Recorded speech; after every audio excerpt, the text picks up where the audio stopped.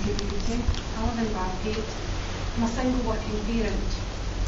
While I do consider myself patriotic as much as any other Scottish person, I have no political leanings whatsoever. And for most of my adult life, I have not exercised my right to vote. I work in IT with a key skill is risk assessment. I firmly believe that the risk involved in independence is too great to bear. And this is based on economic factors only. I believe that independence could be an economic disaster for Scotland, that we would see an exodus of companies, both UK and European and worldwide based, even in Scotland. I worked for several years for Sky in Livingston. They're a UK-based company who employ many people in West Lothian and Fife. The head office is in London. They don't have, I can say, no sites out with the UK. There is one Sky site out with the UK, that's Sky. Why would companies like Sky continue to run businesses in Scotland? In fact, I believe it's possibly worse than that, because Scotland would be putting itself into the same realm as offshore companies, and I really don't believe that we can compete with under other states. There are hundreds, if not thousands, of companies who fall into this situation, based in another area of the UK, predominantly England, but with a significant amount of resource or equity in Scotland. I have decided on this occasion to make an exception to my voting rules, and I will be voting on this matter. I'm using a common sense approach. This independent lady will be saying no to an independent Scotland. Thank you.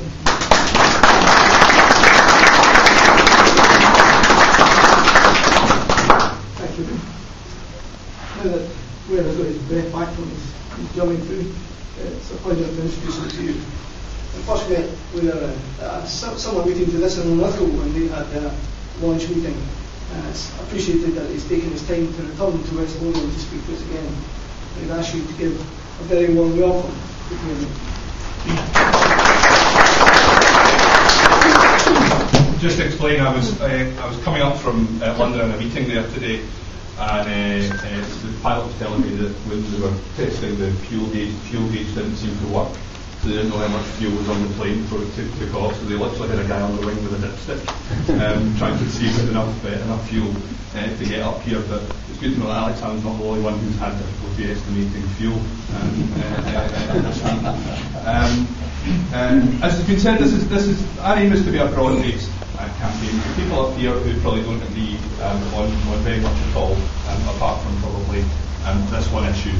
And we're very proud that we're a broad-based, cross-party, non-party, because this is about doing what's right for our country. It's about doing what's best for Scotland and setting aside politics for that. I'm a campaigner. I've always run political campaigns sort of one way or another for the last sort of 15 years.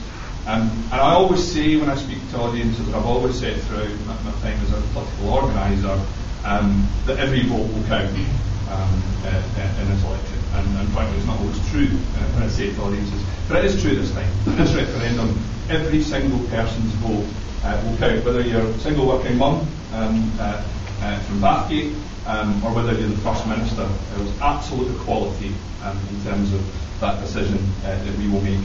The other thing I always say to people in previous campaigns is that this will be the most important historic vote we will ever cast. Again, this time it happens to be true. Why is it so important? It's so important because we're going to be, if we vote yes, dissolving a 300-year-old political union, and it's going to be an irreversible decision. We absolutely need to get this one right. We need to be absolutely sure about this, about whether we're going to continue the success of devolution, whether we're going to continue to be a strong part of the United Kingdom, or whether we're going to go it alone. I wanted to talk about partly the principles that I think are behind this campaign, and partly the practicalities of it.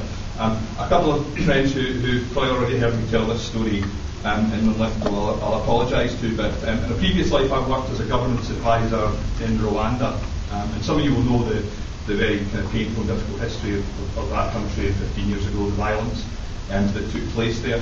I'm very proud that this campaign is about values, about bringing people together, about solidarity, whether you think about it in terms of identity and Britishness and the things that we share across the UK, or whether you just think about it in terms of solidarity and the value and the ethics of working together with other people. But when I was in Rwanda, somebody who was working with a young woman asked me some questions about how politics work in Scotland and how Scotland come together.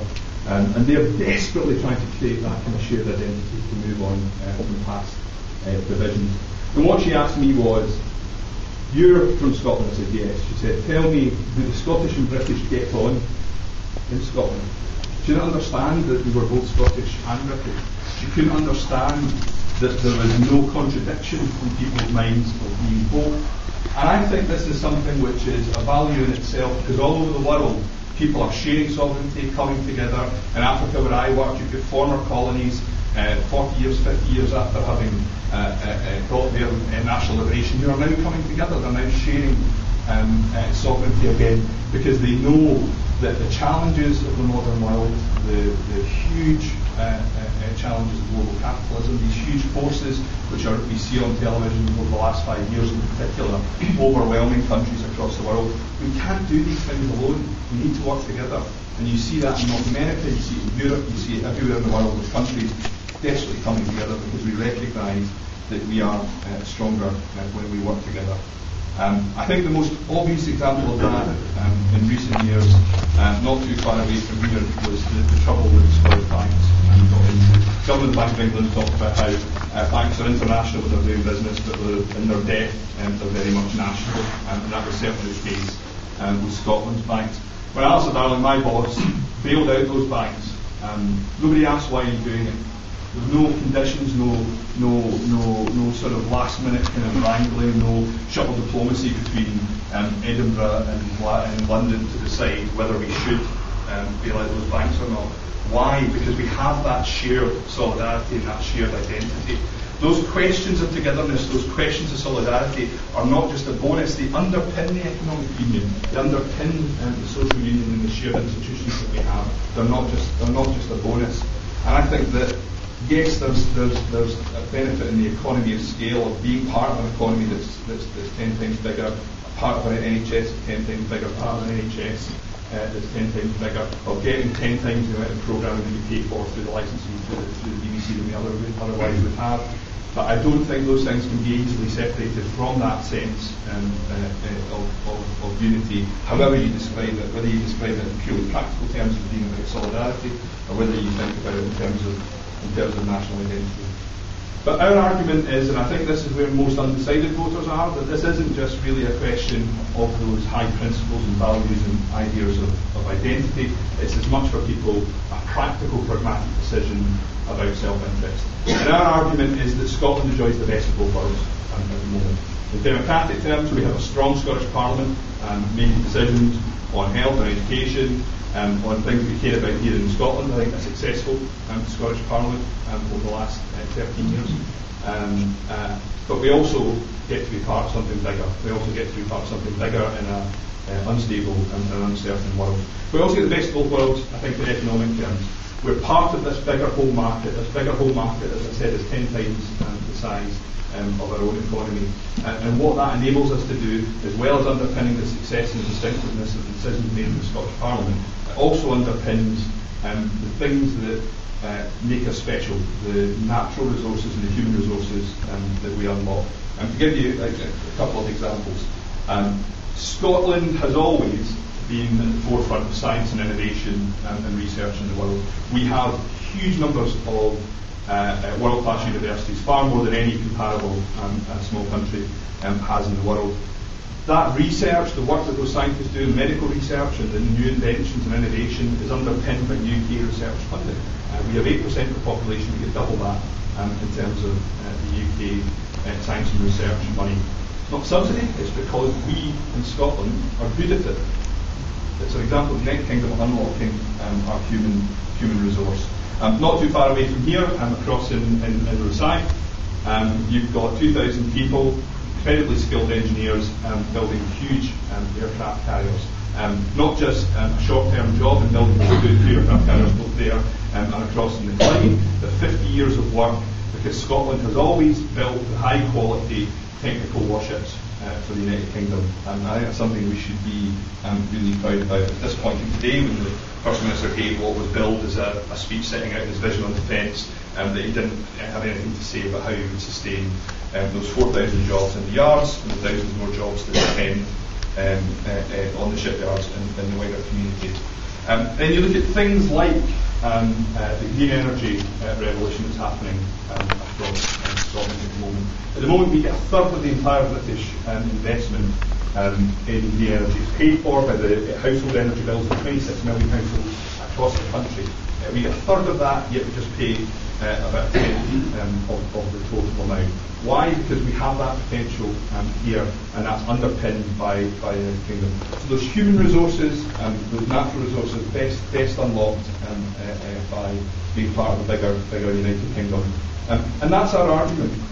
Our argument about being the best of both worlds, that even if you don't feel that sense of identity, even if you don't buy into these big ideas that are sort of at the background of this today, it just makes more sense as you're going to have your interest rates and the control of your currency down in London to still send representatives rather than diplomats to argue your case. Better to have your own currency than it is to have your interest rates set in a foreign country.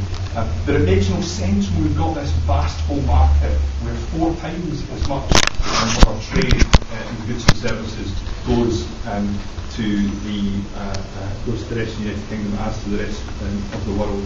And huge opportunities that Scots have. I'm speaking to someone who has lived and worked in the rest of the United Kingdom, where $800,000, maybe $850,000 live, work and take advantage of opportunities in the rest of the UK. But even if you didn't feel that sense of identity, I think even if you didn't feel that sense that it's in our self-interest, I think the fact that our opponents are so desperate not to answer questions about what independence should mean to give people pause about this. Last week, First Minister gave a speech where he labelled people who are against independence as a parcel of revolts. I know we've got Robert Burns on the wall today. Parcel of revolts obviously meaning we're traitors. Well, I love my country every bit as much as Alex Salmond does. I just don't think that being Scottish means agreeing with Alex Salmond and believing in independence. And I'll quote another of Robert Burns' poems, one of my favourite poems from Man Was Made to Mourn, where he says that he asks, if I was born a lordling slave by nature's law divine, why was an independent thought ever put in my mind? Now, we are supposed to ask questions of our government. That's especially true when there's a referendum. We're supposed to ask how things will work, particularly when we're about to dissolve potentially that union that has been there for 300 years. And just think about, and I'll close on this, what we've learned by asking those questions. So for years we've been told that North Sea oil is the answer to our questions. Because of our campaign, because we asked the questions, and because we leaked the famous John Swinney document, we found out that while they were out there in public telling us that oil would pay for everything, that behind closed doors they were saying because of that volatility of oil, because of that up and down in oil prices, that they were having to look at whether you could afford state pensions, that they were having to look at what cuts to public services they'd have to make. And again, we're seeing that just ridiculousness with Alex Salmond this week talking about £300,000 for every man, woman and child. And there's going to be Lamborghini garages opening up in Bathgate as everybody rushes to work out how they're going to spend their £300,000. If we had just shut up and stopped asking questions on this campaign that's based entirely on welfare, entirely on that argument on welfare reform, we would have found out that their own expert group, behind closed doors that Nicola Sturgeon set up, said that there is no plan for the payment of benefits. This isn't something that's happening in 10 years, 20 years, this is something that's happening in 2 years' time. And there is literally no plan and no system to ensure that pensions and benefits are paid in 2 years' time if we were becoming independent. So don't ever stop asking questions. Don't ever buy into this idea that people who are questioning independence and are doubtful about independence and who believe that our best futures as part of the United Kingdom are somehow unpatriotic or love their country any less than the nationalists do. And the final thing I'll say is this: do not assume that this referendum is won, because it isn't. The polls thus far, every single one of them, has moved in our favour and against the nationalists since the launch of Better Together, since the launch of the Yes Scotland campaign. That won't be the case all the way through this campaign. There will be ups and downs, there will be movement in the polls, and it's right that there should be, because people should be testing both sides of the argument and questioning what the best future for Scotland is. But there is a majority of Scots at the moment who believe that our best future is as part of the United Kingdom. But that will only be a majority if that majority comes up. And so those of you in the room today who are supporters of Better Together, it's not enough just to give your vote on the day. We need your voice, we need your volunteering, and I encourage you to sign up, because it is only a majority for people to stay in the United Kingdom if that majority turns up in September next year. Thank you very much.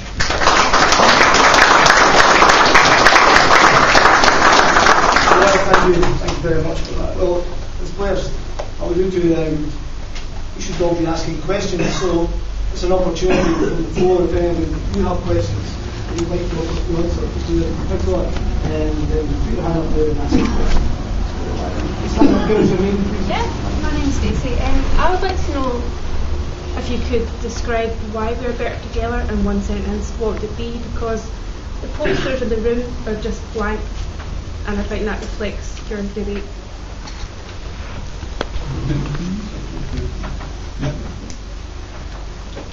Do we answer? Yep.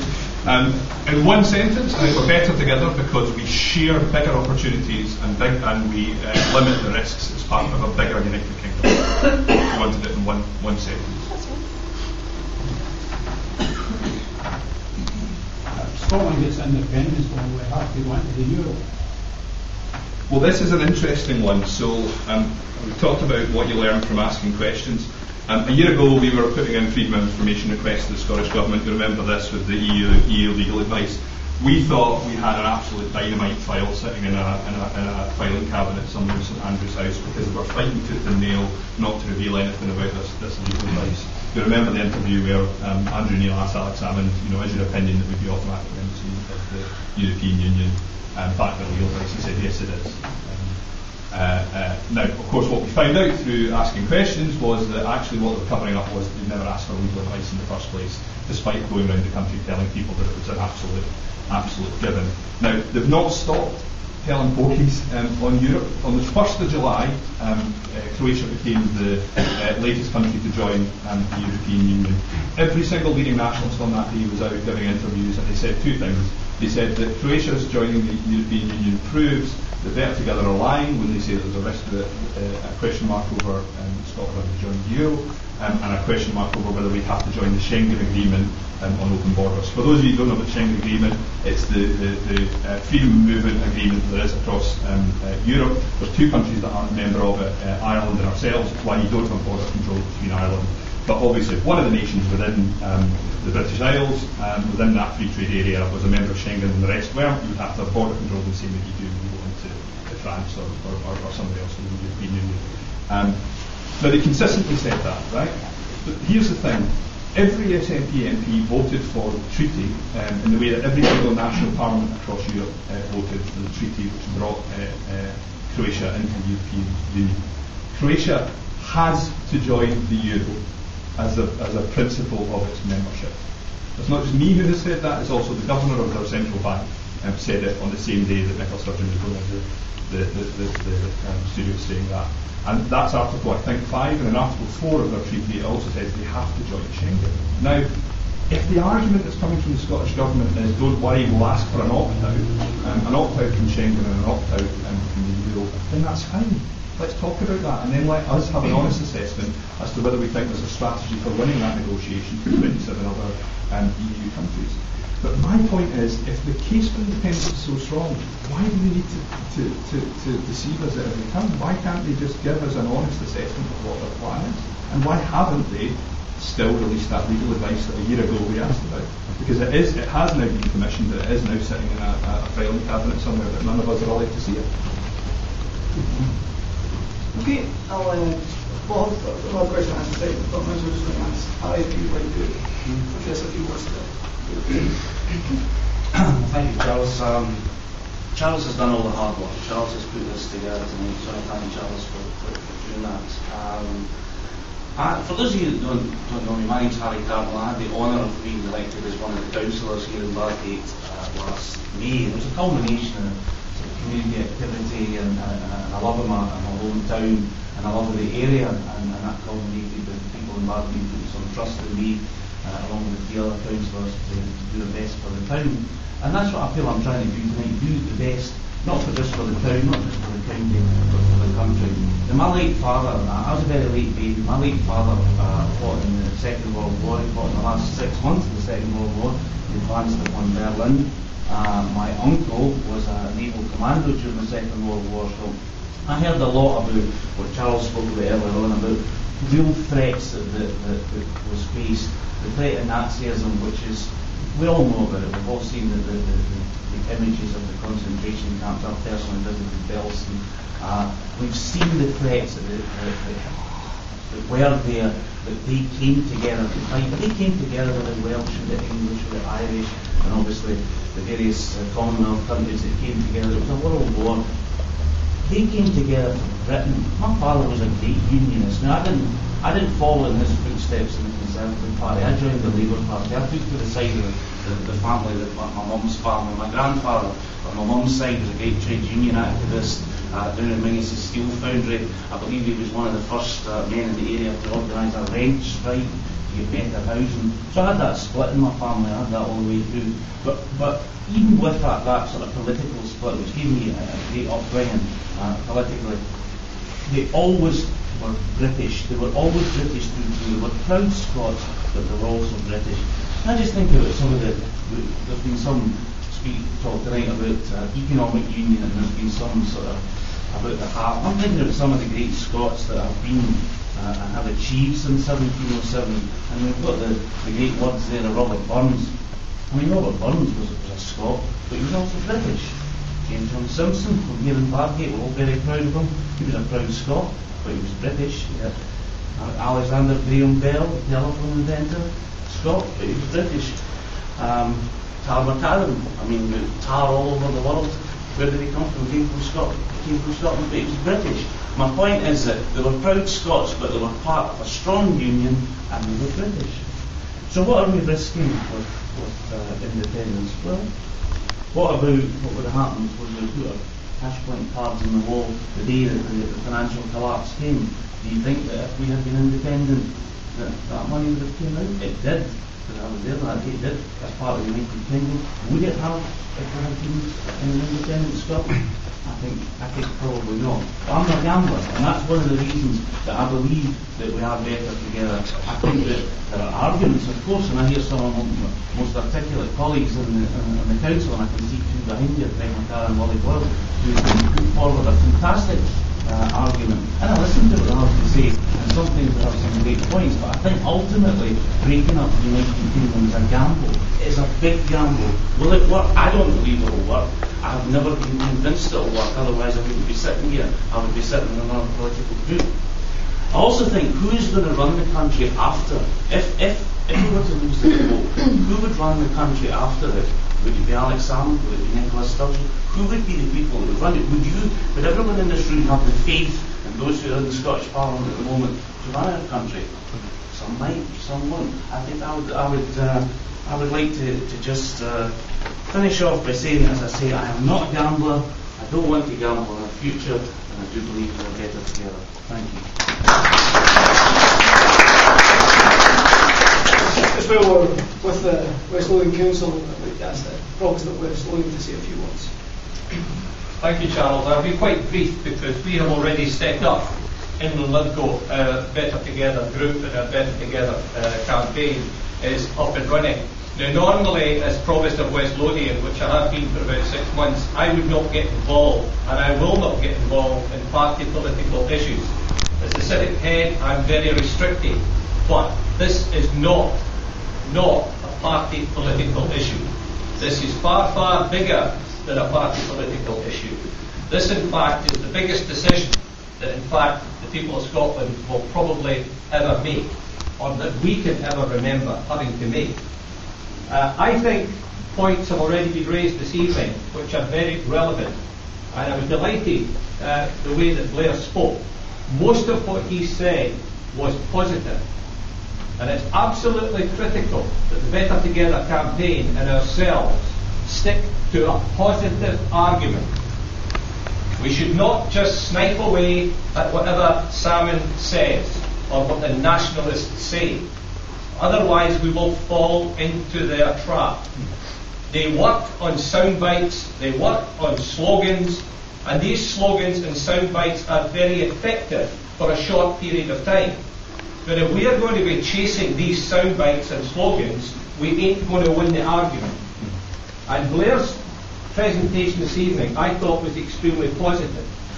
And any time that I'm speaking about this argument, the onus is really on the nationalists to prove that you and me will be better off, this will be a more prosperous country, we will be better defended if we are an independent country. The onus is on them to do that. Because positive points to me are that I am comfortable with what we have at the moment. We have a Scottish Parliament in Edinburgh. I am comfortable and proud that we have the British Army, the Royal Air Force, the Royal Navy and the British military.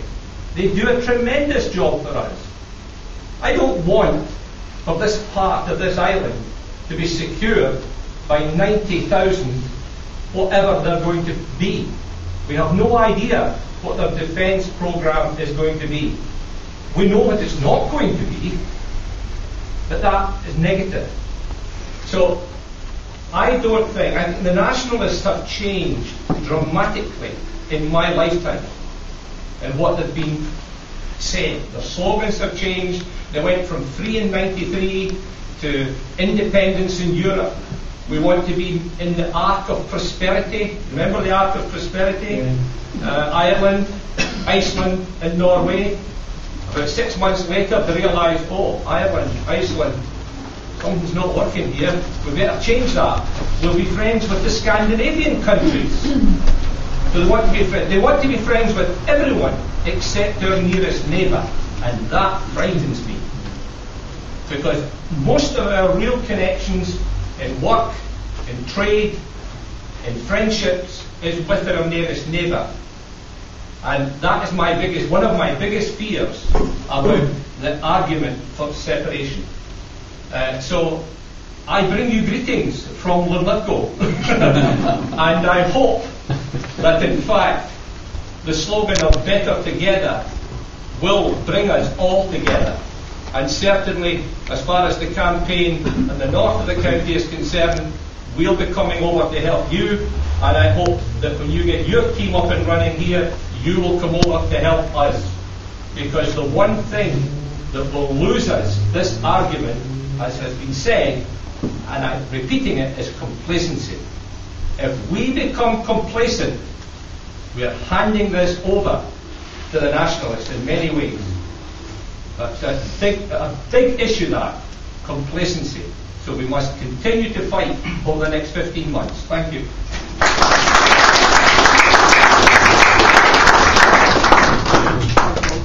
I mentioned Rob earlier on, who'd be happy to sign me up. He's joined us halfway through the meeting there and standing at the back. No doubt before the meeting ends, he'll come and put his place down and say this, and anybody who wants, hopefully, a lot of you will be interested in signing up, give us the details so that we can contact you to get us forward.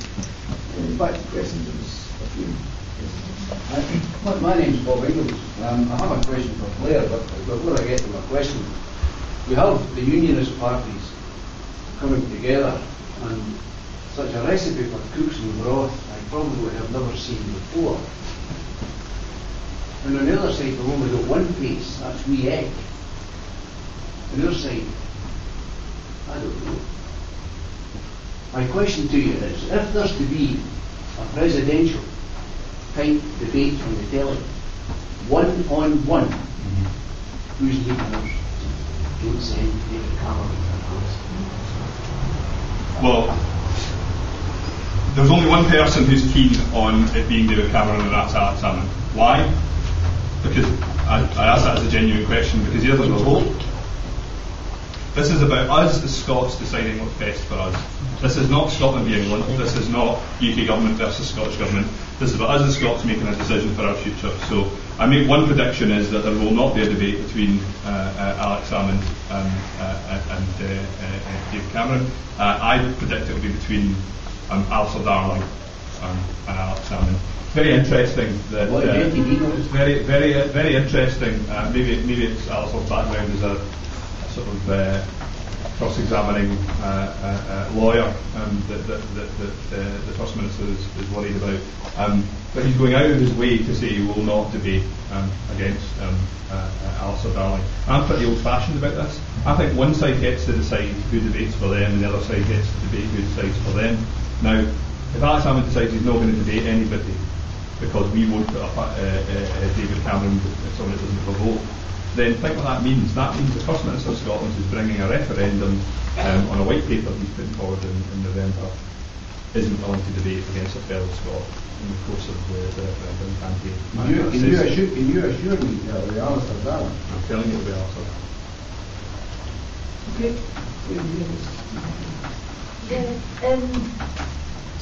The point when I was a teenager, I was asked to vote on whether we wished to join the common market or not. And I remember being fed all this what turned out to be dribble about draining butter mountains and wine lakes and all the rest of it, and it was all going to be fantastic, which was going to be so cheap. And it turned out to be a load of rubbish because, as you know, it's cost us a lot and there's not a lot to do with that.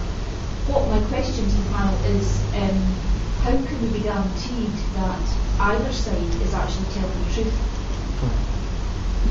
It's always a dubious position to be in, is who is telling the truth. All I can say is that from all the parties, when the previous devolution vote came up, there were no votes in Scotland.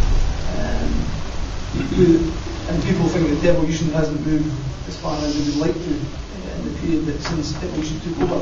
But only recently, the Conservative Party have actually now signed up to expand devolution. They've set a committee up to move the devolution forward.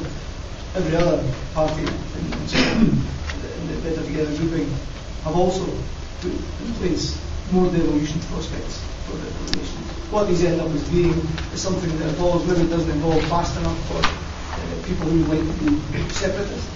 Maybe it evolves too fast for some of us who would like to see devolution take a different place. I personally think devolution to the Scottish Parliament is a backward step. I think devolution should go beyond that and put back down to the council level, so the devolution actually comes down to the people. But these are positions that can only evolve through time.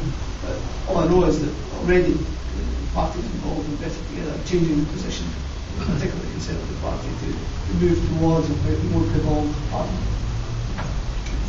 Could I say, when any politician at any time, whether it's an election or whether it's within the context of this referendum campaign, makes you a promise, and I say this as someone who's run election campaigns, so I know perhaps when politics aren't entirely being straight.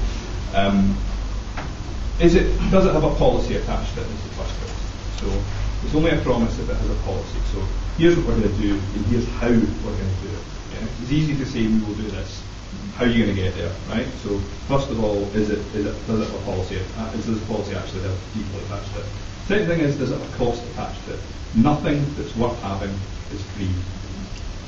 Everything costs money, and every policy costs money, and there are very few that don't in this world. So is it costed and is it credible? And then the final thing is there actually then a framework for how you pay for the entire envelope of things? Because you can promise lots of individual things, you can put a price tag on all of them, but you can't say, and here's how you're going to pay for it overall. And I think the thing is, that's now the test.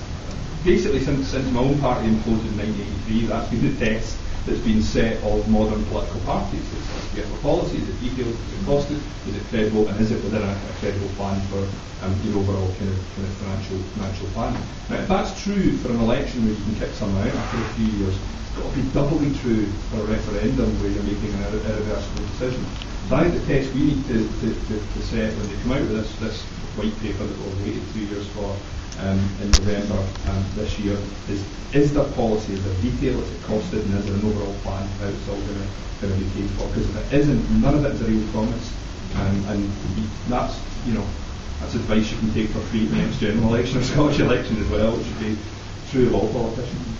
I would just say briefly that you have certainty versus uncertainty. You have the certainty of what we have just now that will remain if there is a no vote. If there is a yes vote, you have uncertainty. That, in a nutshell, is the answer to your question. When you say what do you believe, what do you get? So you know what all the unionist parties stand for. You know how things are presently. You do not know what will happen if the yes vote happens and you go independent. It's certainty there is uncertainty. I'm in Jim's own party, Labour Party in Putnam. There's Jim's son, George Paul, Barry Ferguson, and there's me, and there's a over there, and other members, and we don't want independence. Because we got a list up man to vote for pensioners, and they never break their promises. And what we're doing to Ratman, we're getting people relatable and our people rubbish. And a big plant instead of the windmills. And Jim Thorne is very good. And he was elected at Glenlithgow to stay chairman in Fatburn River Park. And we never break a promise. But Alex Shannon breaks his promises. We don't, we deliver them. And that's the thing. And what about St John's Hospital? I get the meeting on Monday at our church. I think it's disgrace. That is what the farmer are doing nothing to help her. They get the hospital all joined together and open my voice again. Because I was in Bangor and there were no viruses. And the meeting was there, which is not in St John's. And it was a big hospital in the country. And I went for a year. And I've had no seizures for 54 years.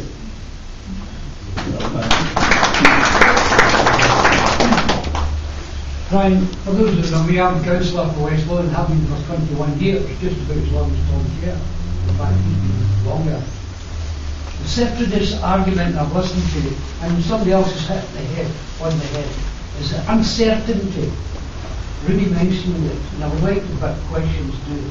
I'm one of the blank faces that was mentioned. Now I've got time, I can ask questions. The separatist SNP, it's uncertainty. We need to get over the jobs, as was said.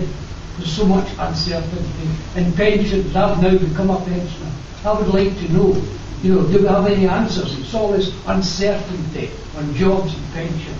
That's the problem I have with what I hear coming to the Scottish Parliament under Alex Salmon and his co-hosts. My way of it, just the way this debate is conducted more generally, is that people who ask questions are attacked. Yes. We've seen it with academics, we've seen it with entertainers and cultural figures. People who ask questions, not even people who take a position, say that are against independence, are attacked. An example of that in pensions was when the Institute of Chartered Accountants in Scotland published a report, and they said, look, if Scotland's one EU country and the rest of the UK is another EU country, you see a big problem in terms of cross-border private pensions. You need a solution to pay for it because there's hundreds of millions of pounds of underfunded pensions that legally would have to be funded over. The implication was that private pension schemes in Scotland were closed. Now, we weren't saying that, this was Scotland's accountants that were saying that. And the first reaction from the SNP was to go on the political attack. Now, it goes back to what I was saying on the question of the EU and stuff like that. Look, there are answers to things like this. There are things that the Nationalists could say, and they could say, well, look, here's a plan, and you can make a judgment on it.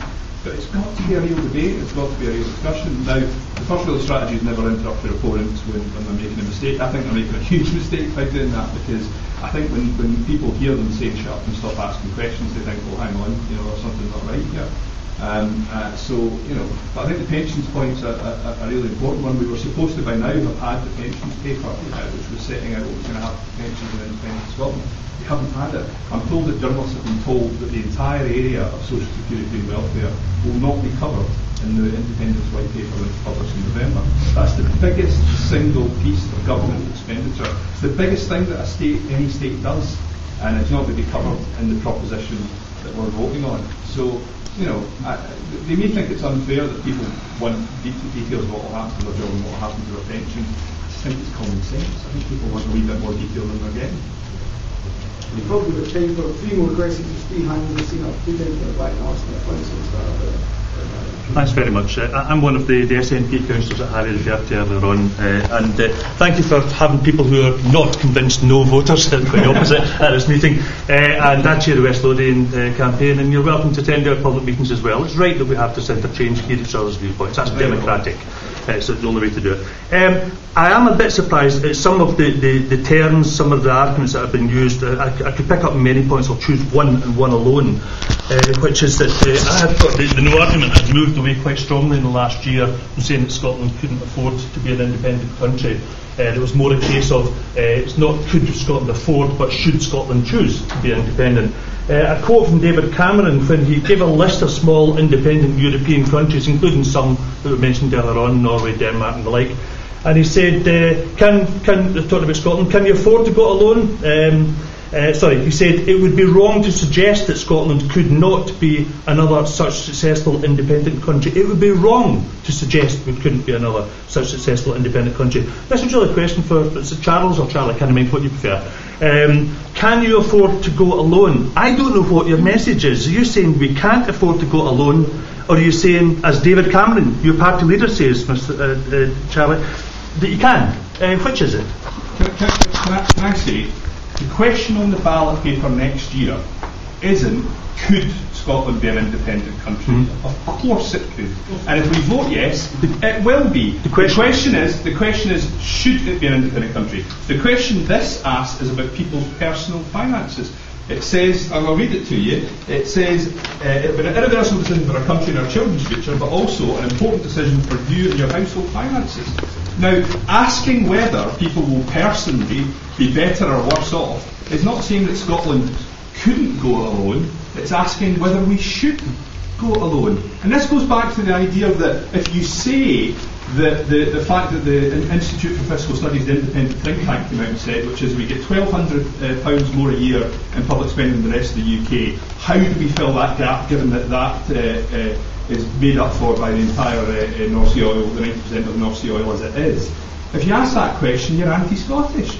Well, you're not. You're asking what will it mean for my personal finances? Asking could Scotland be an independent country is a nonsense question. Of course it could. The world's full of independent countries. The question is, will we be better off or will we be worse off? That's the question we're asking. Indeed, and there are many sources of information on this, some of which are independent, good word that, independent, reliable sources, not the creatures of government. So, for example, the one which is not an SNP figure, it says that Scotland becomes the 6th richest country in the world, in the developed world, after independence, is not something that I hear you refer to. Do you dispute that? I don't dispute it, but I'll tell you who does dispute it is the independent experts in the Scottish Government's Fiscal Commission, who take that figure because it includes all the oil production, because it's a GDP figure, and it includes lots of production that doesn't stay in Scotland. And they say in the Fiscal Commission report that's always held up as if it's the Bible by nationalists, that it should not be used because it's a misleading figure.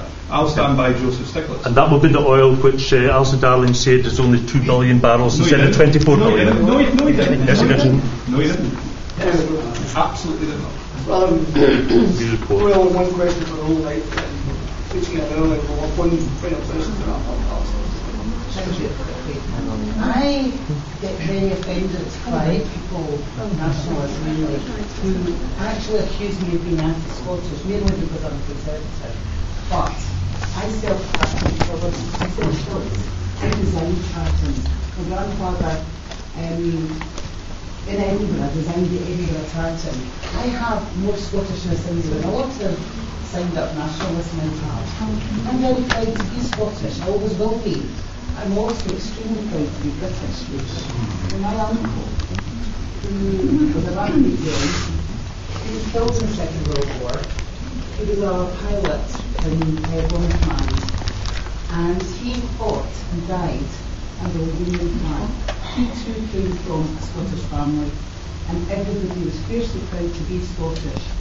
Just like every one of the boys that are out, and the girls, and from being sexist on that, they're going to allowed to be sexist. All the armed personnel who are out in places like Afghanistan and that, they are fighting with a British flag, although some of the lads will have a salt tie as well. But they will tell you they are British.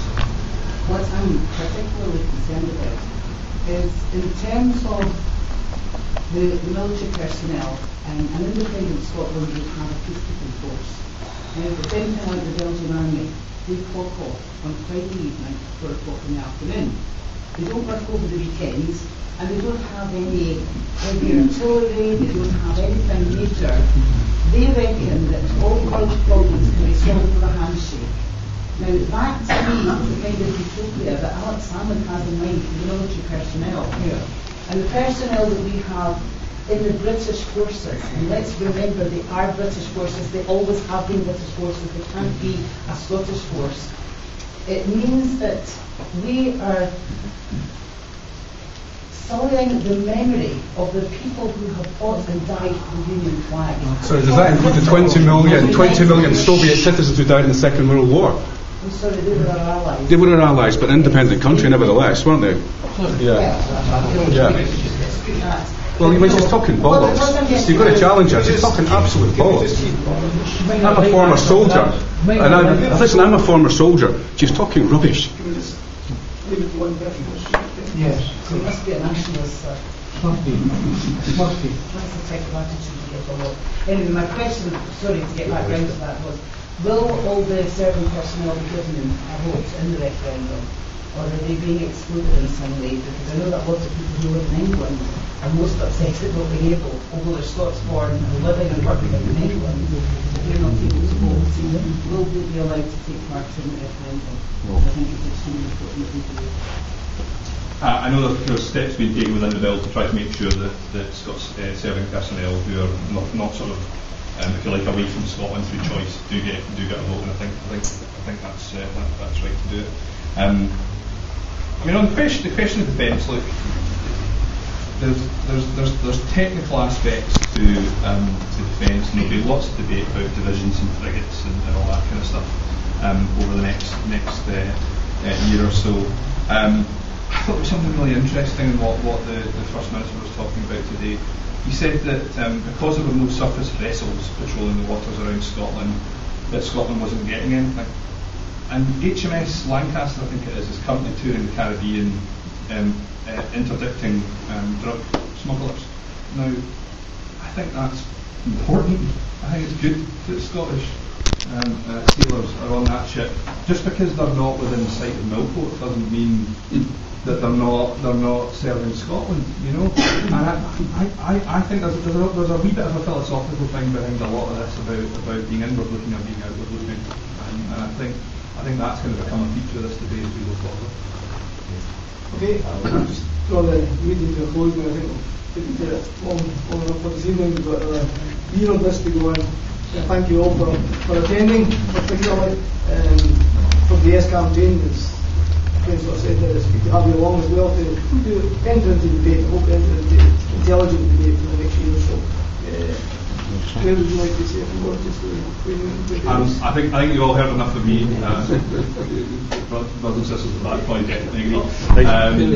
Just to say thank you for coming, and just to say, look, whatever side you're on, this is a referendum, and it is about us making a decision. It's in our hands, and whether you're a yes or whether you're a no, I think it's really important that everybody gets involved in this in an active way. Whether it's coming to meetings like this and having the debate, or whether it's going out if you feel really passionately, knocking on doors and making a difference. Because I think so many people who would never normally think of themselves as political are getting involved. And I think if there's a legacy from this campaign, whatever happens, I hope it's that there's a new generation of people who have been brought into civic participation. Okay, thank you.